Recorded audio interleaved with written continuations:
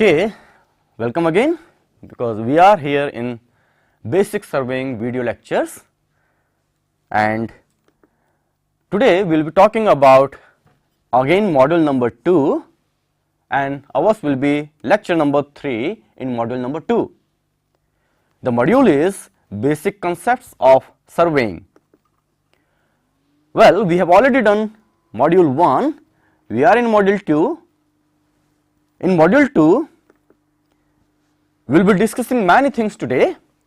However, before that, the things which we did in our last video lecture. In our last video lecture, what we did, we talked about some basic principles of surveying. This is very important. What are the basic principles of surveying? Well, it is what we will be discussing today is on chapter 3, or rather the lecture number 3. What we did in our last video lecture was very important, and let us recapitulate that. We talked about the basic principles of surveying. These are the principles which we should always keep in our mind whenever we are going for surveying, because these are very important points and they control the kind of the work which you ultimately produce at the end of your job. Well, number 1 is the reconnaissance. What we did in our last video lecture, we started with an exercise in which we started, well, there is a little ground and we want to make a map of that ground. So, what all steps are involved? The very first one was recce survey or reconnaissance. We go to the ground, observe it. This is a very important point in any surveying job.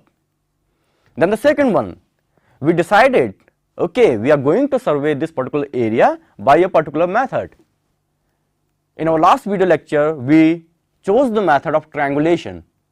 For this triangulation, we need some points in that area so that we can form the triangles. Now, why we are forming the triangles? Because we wanted to bring the skeleton of the area in our plotting sheet. So, that idea is called working from whole to part, or establishing the control network. We want to establish first a very accurate control network, and we will be using that control network later on for our other surveys. So, we do not work from part to whole, rather we work from whole to part. First we make the entire skeleton. We are not bothered about the details initially. What we are bothered about initially is the skeleton. It has to be accurate and the details can be filled in later on. Then another thing, we must always go for the redundancy in the observations. The meaning is we should have multiple number of observations. Then we also talked about the check. We should have some observation which are not used in our general plotting work, but these observations we will use later on at the end of this final map. When the map is produced, when the final results are there with us, we want to check those results. So, we should have something called a check. Then we are talking about plotting of the details. We can plot the details by various means. We saw that if 2 points are fixed, we know this length, so these 2 points are fixed, a third point is to be fixed. What we need to do in order to fix this point, either we measure both the lengths, or we measure both the angles, or we measure one length and one angle, or maybe one length and one angle this way, or maybe one more possibility, we drop a perpendicular from this point on this line. So, here we know the distance here along the line which we in our last lecture said x, and this particular distance perpendicular from the point we set this as offset. So, by measuring this perpendicular and this distance, we can plot this position or this point with reference to these 2 points. So, we can plot our details that way. Then we are talking about very important thing, that is the plotting accuracy. Plotting accuracy, in our map, the minimum point or the minimum thickness of a point that we can make is generally we take it as 0.25 mm. Okay. Now, what is the meaning of this? Within that 0.25 mm we cannot see anything, because it is a single point, a line, thickness of the line. we can't see any detail inside. Well, if that is the case, the corresponding distance in the ground, how do we find it? We find it by multiplying plotting accuracy by the scale. So, we know the corresponding distance there in the ground. So, the meaning is, because we cannot see anything within that point in our map, so we cannot plot any detail which is within that distance in the ground, the corresponding plotting accuracy distance. So, we should always keep in mind whenever you are deciding about your scale, okay, my scale of survey is this. So, you know what kind of details, how accurate you should observe in the field. So, plotting accuracy is an important thing. Then finally, we are talking about classification of surveys. How we classify? There were different classifications based on the instrument used, the area, the type of the area, the functionality, for what purpose we are using it. Okay. So, there are different classifications. So, this is all we discussed in our last lecture. Today, in our this video lecture, we will be talking about errors in measurement, and we will be looking into sources of error, classification of errors, systematic, random error, principle of adjustment, principle of reversal maybe, then basic terms, random error distribution, use of normal distribution curve and all that. Okay. So, we are going to talk about errors in measurement. We said that in surveying, the measurements are the basic thing.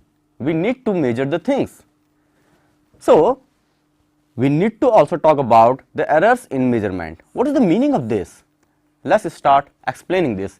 This is a very, very important area, and we must know about this whenever we are doing the surveying.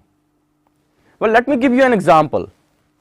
Here, I have got a scale, and in this scale we have some graduations. Any length, for example, let us say I want to measure a length here using this scale. Okay. So, what I will do, I will put this scale along this length, and I say, okay, what is this length? So, this is a procedure of taking the measurement. So, we are taking an observation, we are measuring our length here. Now, in measuring this length L, what do we measure? Are we measuring the actual value, the true value of the length? Now, what is true value? True value is the value which is actually there. Are we able to really measure it with this scale? Now, the answer of that is no. We cannot measure true value. Now, why? One very simple answer of that. This scale has got a least count, and the least count of this scale is in millimeter. Okay? We can measure up to 1 millimeter, or we can estimate within a millimeter. We can approximate within a millimeter. Well, when we are approximating, how good we are in the approximation? Are we really measuring the true length then? No, because we are limited by the least count of the instrument. So, never in practice we can measure the true value of any length, angle, or any geoinformation. So, what we measure? We measure the true value, let us say we are writing it in capital for L, plus some error term, because we are introducing some error here. So, this is the error term which we are introducing. I gave you just one example of the error, which is because of the least count. There may be many more sources of the errors. Well, let us start talking about those. What are the sources? The sources of error.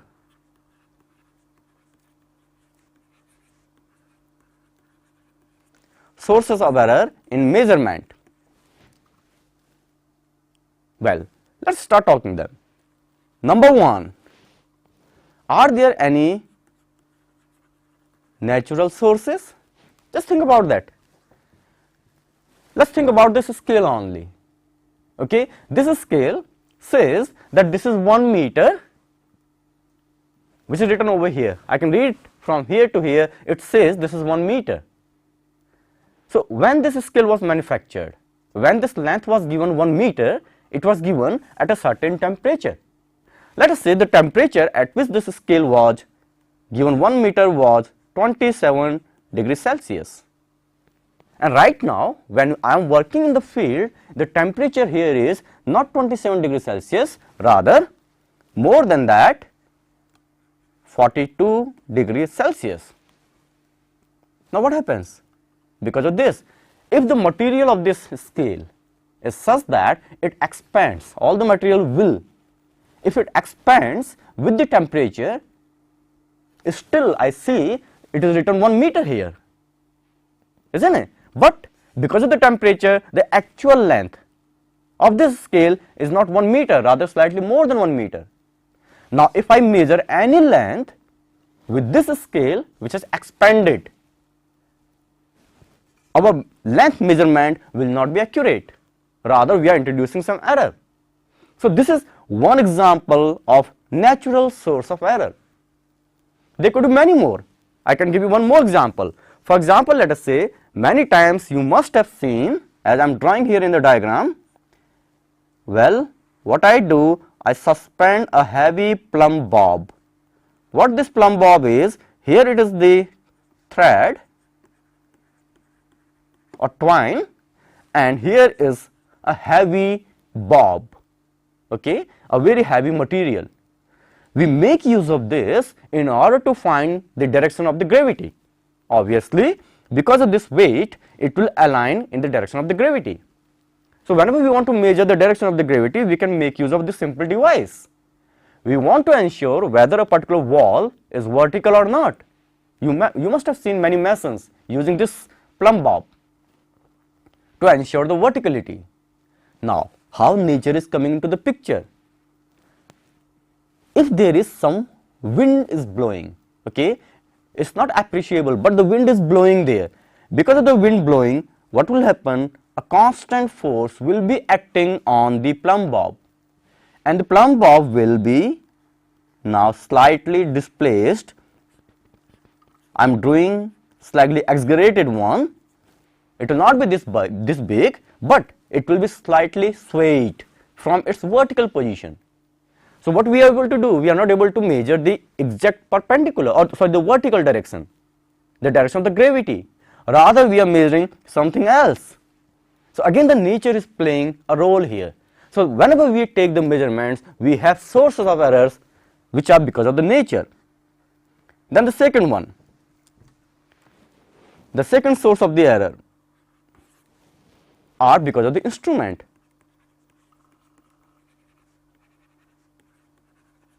Well, how?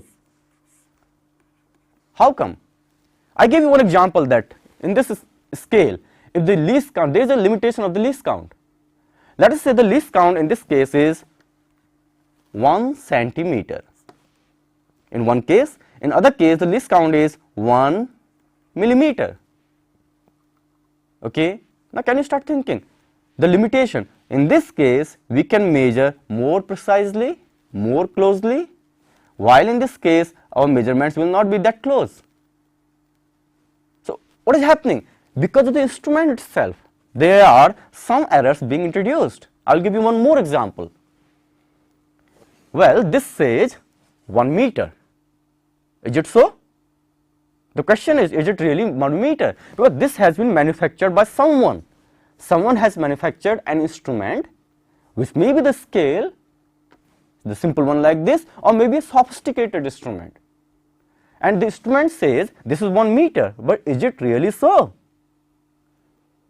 That is the big question. So if it is not really so, it says it is 1 meter, but actually if you measure it with some standard, you find it is 1.01 meter. So we have some error included in our instrument, and whatever the length we will measure with this ruler. So what we are doing, the actual length of this is 1.01 meter, but we are considering this to be 1 meter. The meaning is, if there in the ground, let us say this length, if this length is 1.01 meter, okay, and if we are measuring it with this scale which has actual length of 1.01 meter, then this length, which is actually 1.01 meter, will be shown as 1 meter. isn't it? Because our scale is showing 1.01 meter as 1 meter. So this is one source of error which is coming because of the instrument. Well, the third one you can guess very well.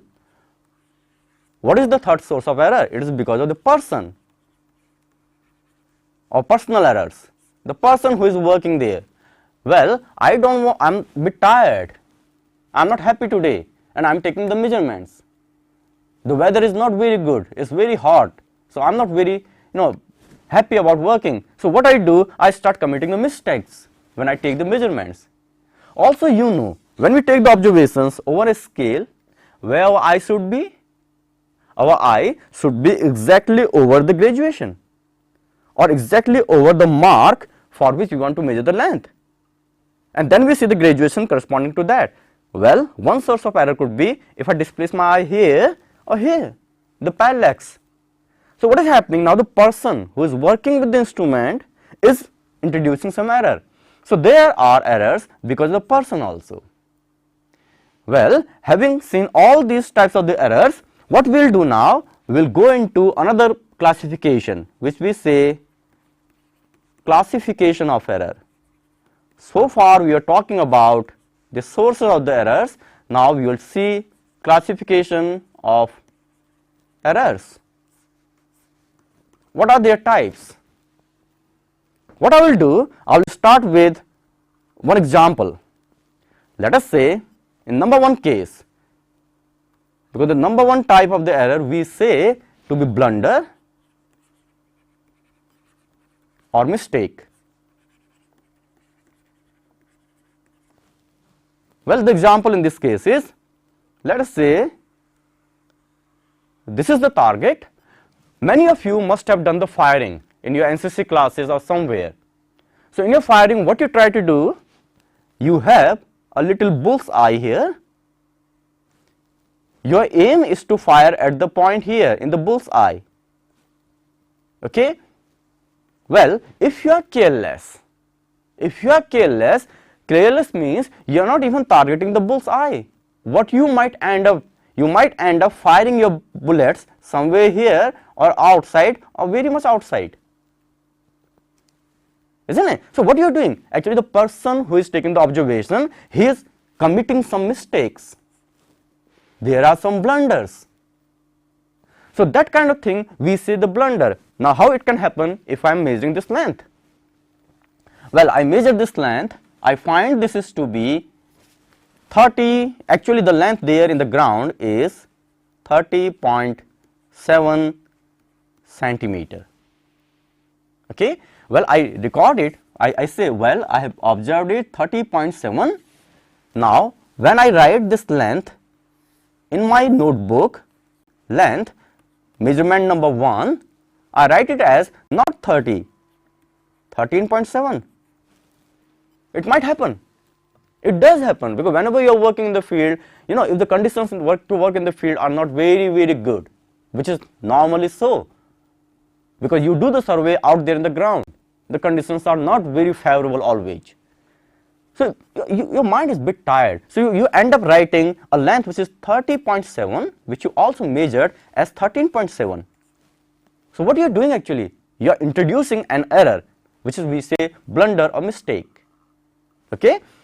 Well, the second classification of the error, the second one of this, we say systematic error. Systematic error. Now what happens in this case?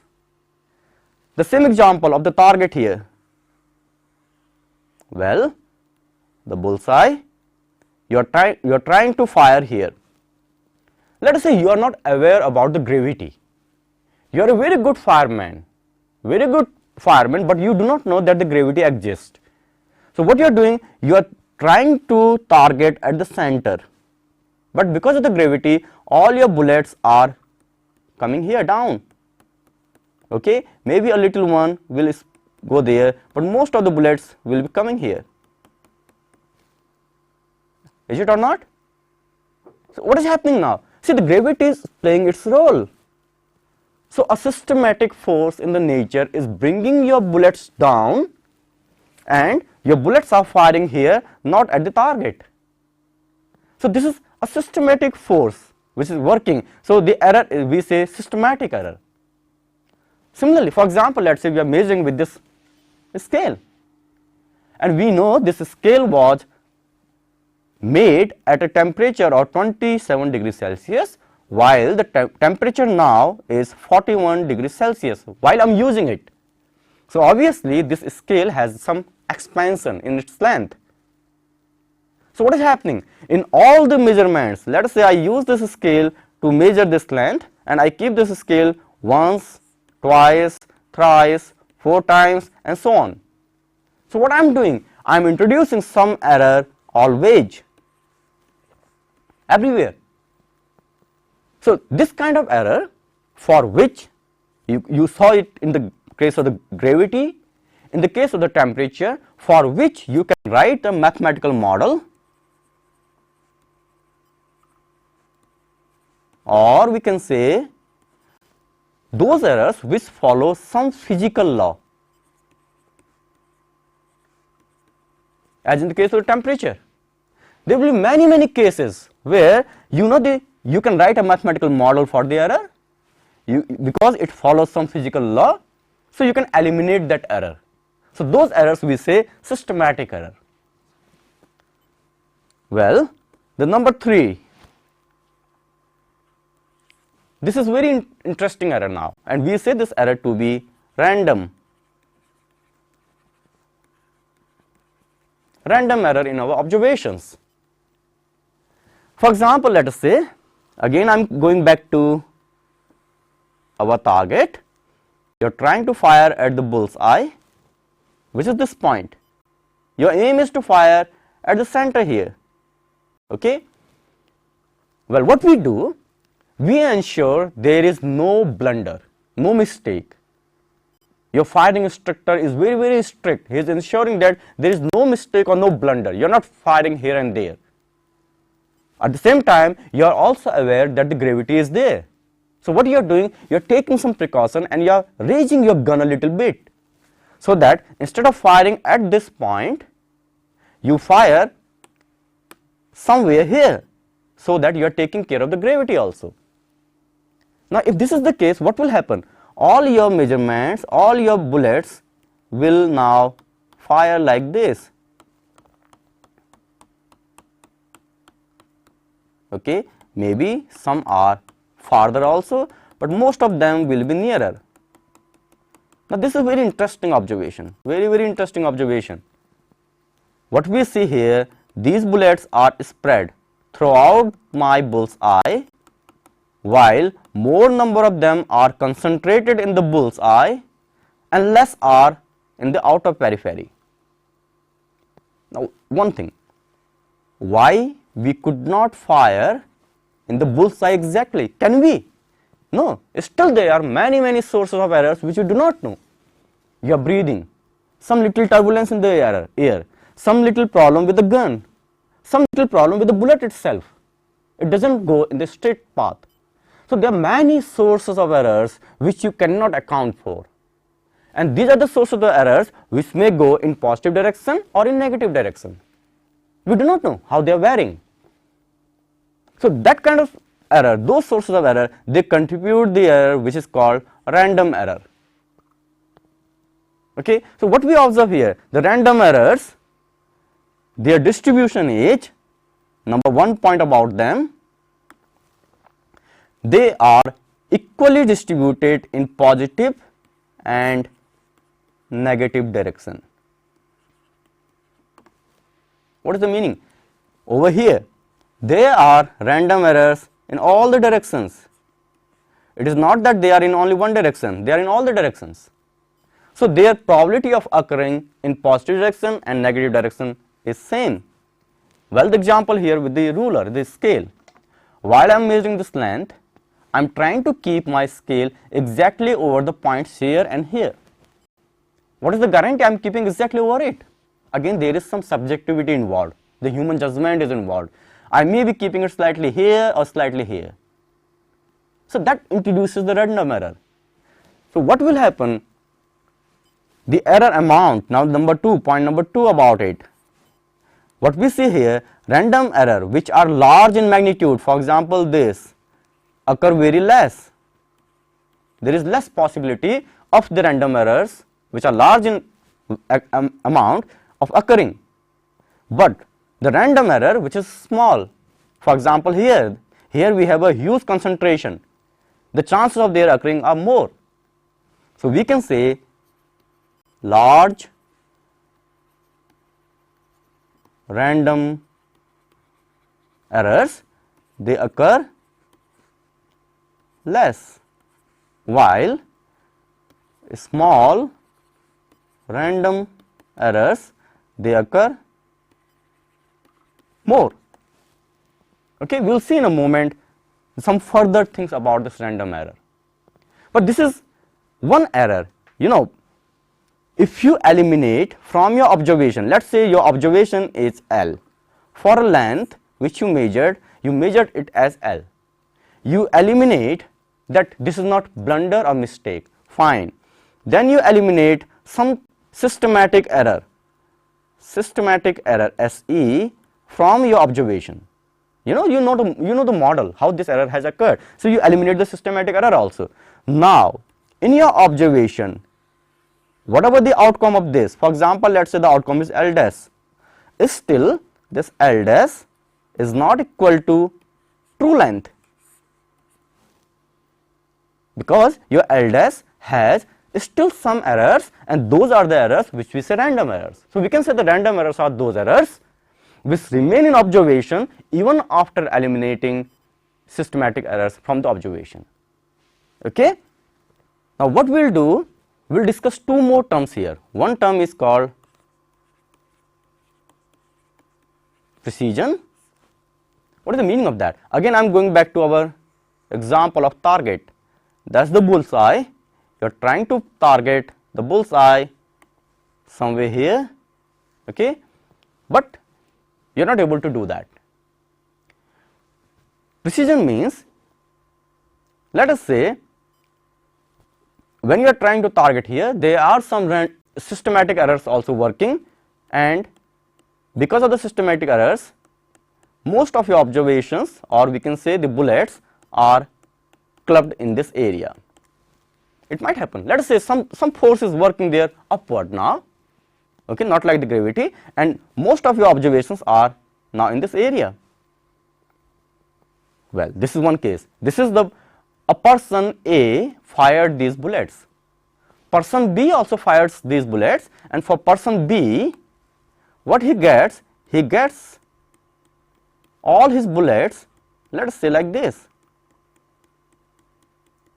Well, what would you like to say about person A and person B? Who is better firer? Who is a better fireman? Who has got better aim? Despite there is some systematic error, which is maybe your barrel is slightly tilted. Though you are targeting the bullseye, all your bullets are being fired here, slightly swayed. But this person has all his bullets very close to each other, okay, while this person has his bullets in a wide spread. So definitely we can say person B is more precise in his firing, okay, than person A. So this explains the term precision. We mean by precision the closeness of observations. How close your observations are. Another example, well, in this scale, if the least count of this scale is 1 centimeter, you are trying to measure up to 1 centimeter and then you are approximating within 1 centimeter. That is case number 1. In case number 2, the least count is 1 millimeter.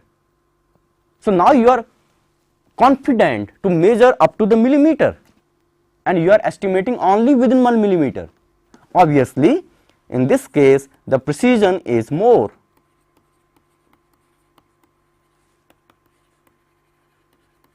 Okay, then compared to the other case. Another term which is related with the precision is accuracy. Well, what is accuracy? Let's go back to again our target, the bullseye here. You are trying to fire at the center. Now, in one case you fire here. Let us say the fireman A, he fires here. In the second case, there is another fireman and he fires here. Now, out of A and B, who is more accurate? What is the meaning of accuracy? Obviously, you will say B is more accurate because he is firing nearer to the target, near to the bullseye, while A is not that accurate. Now, in terms of precision, both A and B are same. The precision, the spread is same, but A is not accurate. So, what is the meaning of accuracy? The meaning of accuracy is closeness of your observations to the true value. How close your observations are to the true value? Well, there may be a very interesting case. In that case, in this bull's eye, now there are two persons. One person has got his bullets here, the other person has got his bullets here. If you take the mean of these, the mean is here somewhere, that is for observer A, and for the second person B, the mean will be somewhere here. Even if the precision is more in this case, it is not accurate. Here the precision is less, your observations are far apart, but the accuracy is more. Okay? But if you eliminate the systematic error from your observations, if the systematic error is eliminated, then what will happen? All these bullets, they will come to the target or the bullseye. So, if the systematic errors are eliminated, in that case, the precision of the observations become an indicator of the accuracy. Now, what we will do, we will look at one more important principle here, that is called principle of adjustment. Now, we know by this time, whatever we are measuring, for example, let us say there is a triangle, and for this triangle we are measuring three angles, theta 1, theta 2 and theta 3. There are 3 points there in the ground, okay, one point, another point, another point, and using some equipment, some instrument, I stand at point 1, number 1, I measure the theta 1. Similarly, I measure theta 2, theta 3, all the angles. Now, we know that this theta 2, for example, it is not really the true value. The true value in this case is theta 2 hat, let us say this is the true value, but theta 2 is not the true value. Why? Because theta 2 has got some errors in it. We have discussed this thing that we cannot measure the true value. So, all our theta 2 has got the error. Now, if that is the case, well, because this is a triangle, I can write now as sigma theta hat, the true angles between these 3 points should sum to 180. Obviously, the true angles, if we can measure true angles, sigma, the theta hat, they should sum to 180 degrees. But if you are writing sigma theta, the observation, will it be equal to 180? No, because all our observations have got some error also. Well, there in the field, There are 3 points for which we have measured these angles. The angles have got the error, but the field doesn't. The angles which I have measured have got the error. So, what I need to do? I need to correct my angles so that they satisfy the condition of the field. The condition of the field is that these 3 angles which I have observed should sum to 180. So, what I need to do? I need to apply some correction to my angles, and we do it by the procedure of adjustment. We will see in detail about this adjustment later on. So, now we will talk something more about the error, some more terms. Well, the very first term that we would like to see is true error. We have already seen the term true value. We cannot measure the true value. There are limitations, so many errors coming into the observation. So, we cannot measure the true value. Well, so do we know the true error then? If I know the true value, then only I will know the true error, because the true error, for example, let us say there is a length, its true value is capital L, what I observe is small l. So, the error, if I write error as E, and the true error will be L minus L, but I do not know L. If I do not know L, just by using the observation I can't find the true error. Well, what we can find? We can find, I am going to give you another term that is called relative error. Well, in some cases, for example, here in the case of the scale, I know what kind of error is being introduced because of the least count. I know that thing. Let us say that error which is being introduced because of the least count is delta L. Now, if I observe a length of line which is here L1, I can find delta L by L1, and this we say as the relative error. Now, why do we need it? We need it because using the same scale I can also measure a length which is L2. So, in that case the relative error will become delta L by L2. So, we can compare our observations, compare the error. So, this is how this relative error is used. Many times this is also called percentage error, where you simply multiply this by 100 and that becomes the percentage error. Okay. Now, we will talk about one very important concept, that is called most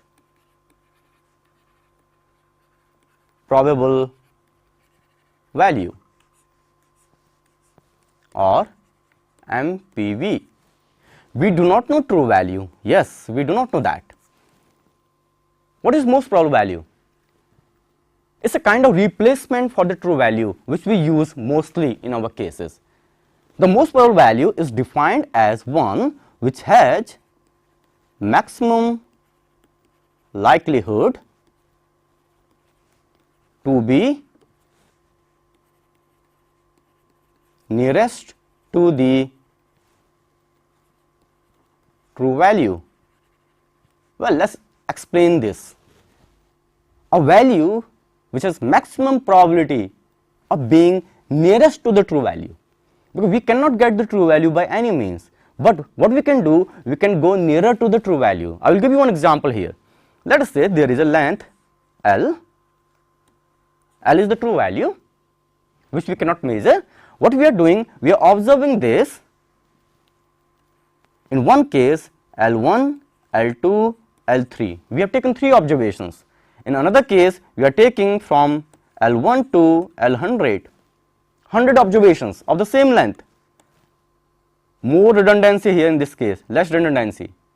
Now, by taking the mean, arithmetic mean of these, I will get an L bar of case number 1. I will get here also an L bar of case number 2. There are 2 cases. So obviously, just by common sense right now, you can say that the probability of L2 being nearer to the true value is more. So we can say this is our most probable value, or rather the other way around. Out of all these 100 measurements, which measurement is most probable? Is it L1, L2, L3, L100? We do not know about it, but once we have the observation, which is the mean, we can say this L2 has the maximum probability of being nearer to the true value. So this L2 is our most probable value. So what we are saying in this case? We are saying that the most probable value is the arithmetic mean. This is how we take it mostly. If I write the most probable value for some observation as x bar, so the meaning of that is it is sigma xi by n, where I varies from 1 to n. For anything, any quantity, any variable, there are n number of observations x1, x2, x3, which we are writing xi here, and that is the arithmetic mean. And we are saying that the arithmetic mean is the most probable value. Is it really so? Can you prove it? Now to prove it, we will do a little exercise. And I will define one more term before in that. Let the term is residual. I write the residual as R, and this is written as x bar minus x. For any observation I. Okay. So what is the residual? Residual is the mean of the observation, or sorry, x bar we are taking as most probable value. Let the x bar is most probable value, which has maximum chances being nearest to the true value. If that is so, in the case of the x bar, we define the residual as the most probable value minus the observation. So for all the observations I is equal to 1 to n, we can find their corresponding residual. So this is called the residual. Now we will make use of this in order to prove that the most probable value is nothing but arithmetic mean of the observation. So we had written that our Ri, or the residual, was x bar minus xi. What I do, I sum it up for all the observations. Let us say sigma Ri for I is equal to 1 to n will be sigma x bar minus sigma xi, I is equal to 1 to n. Well, now look at this part. This is very important. The residual, what will be the sign of residual?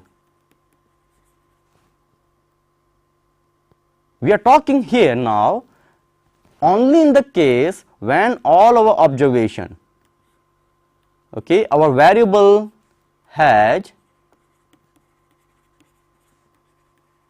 only random errors. Let us be clear about it. Whatever we are talking here, our variable, our observation has only the random error in it. We have already eliminated the blunders. We have taken care of the systematic error from the observations, and our observations have got only the random error. Okay, we are talking in that case, and only in that case we are saying that the most probable value will be the arithmetic mean, and this is what we are going to prove. And only in that case we are defining the residual, which is the most probable value minus the observation. Well, once that is clear, we are looking into this part. What this part will be now? For a large n, many observations. You know what is the sign of R, the residual? The R may be in positive direction as well as in negative direction, which we saw. the random errors have got equal probability of going into the positive direction as well as in the negative direction. This is what we have seen already. So, the sign of r will be positive and negative with equal probability. If that is so, for large n, this particular part will be equal to 0. If that is so, what we can write now? Sigma r I sigma x bar minus sigma x I. What we can write if this becomes 0? We can write it as sigma x bar is sigma x I. What is sigma x bar? Sigma x bar is n times the x bar is being summed up. Okay. So, that is equal to sigma x I. So, the x bar, the most probable value, comes out to be sigma x I divided by n, and this is nothing but the arithmetic mean. So, what we proved? We proved that if our observations have only random error, in that case the most probable value of the observation is arithmetic mean.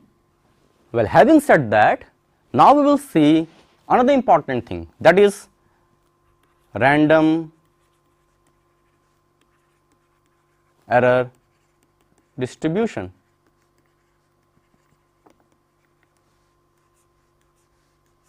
We have already seen some of the things, but we would like to see it in detail now, how the random errors are actually distributed. And in doing that, for any set of observations, for example, let us say this is an variable or an length which we need to measure. We measure it xi, I is 1 to n, and we find the most probable value, which is the arithmetic mean. Also, we can find one more term, that is called sigma, that is the standard deviation, which you find by x bar minus xi sigma of that divided by n minus 1 and square here. That is called the standard deviation. What does the standard deviation show you? The standard deviation shows you the spread of the point. Okay? We will talk about this standard deviation also later on in detail, how we will make use of this. Well, the random errors, the way we are talking about them, they are actually distributed in a particular way. Here it is our variable x, and this particular value is x bar here, while here it is from positive infinity to minus infinity. Now, this curve, what does this show? We will talk about it. This is basically called normal curve. Also, it is called Gaussian curve.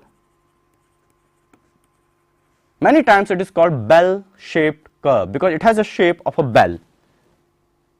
Now, what is the meaning of this? We saw earlier also that our random errors, how they are distributed. Just think of the example of our firing of bullet, how those were distributed. If I do it again here, you are trying to target here, but you end up firing somewhere here also, but more observations in this area, more as you go nearer. This is how the bullets were there. This is how the random error is distributed, and the same thing is seen here in this curve. There is equal probability of an observation going below your most probable value on this side, that means the error is negative, or on the positive side the error is positive, because we are the most probable value is the one which is nearest to the true value. Any error which is negative into that will take its value towards negative side or the less than the most probable value, and any error which adds to it with a positive sign will take the value of the variable towards the positive side. So, what we see, our observations or our error is equally distributed in both positive and negative side, the chances of getting negative error and positive error are same. Now, here in this curve, this is our variable, while this is the probability of occurrence of any variable. For example, if a variable is here x1, so what is the probability of occurrence of x1? The probability of occurrence of x1 is this value. The probability of occurrence of your most probable value x bar is maximum. Obviously, there is also a probability of occurring an error which will be infinite in size on negative side as well as on positive side, but its probability will be very less. Okay. So, this is how the curve is. Those errors which are large in magnitude, for example here,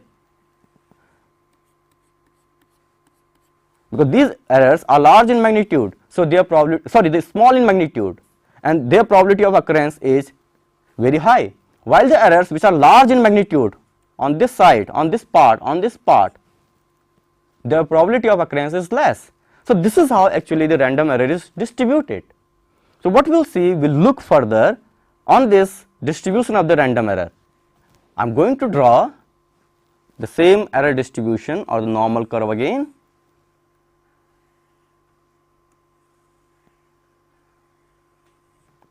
From minus infinite to plus infinite, and that is our x bar, the most probable value, and the distribution, the probability density function of this is given as f(x), which is 1 by sigma under root 2 pi e exponential raised to power minus half into x bar minus x.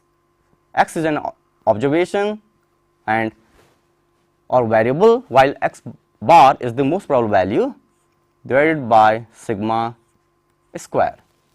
This is the probability. f(x) or the y gives the probability of occurrence of a variable x. Okay. So, this is the equation for this curve. Now, what we can do? We can draw the same curve for the error also.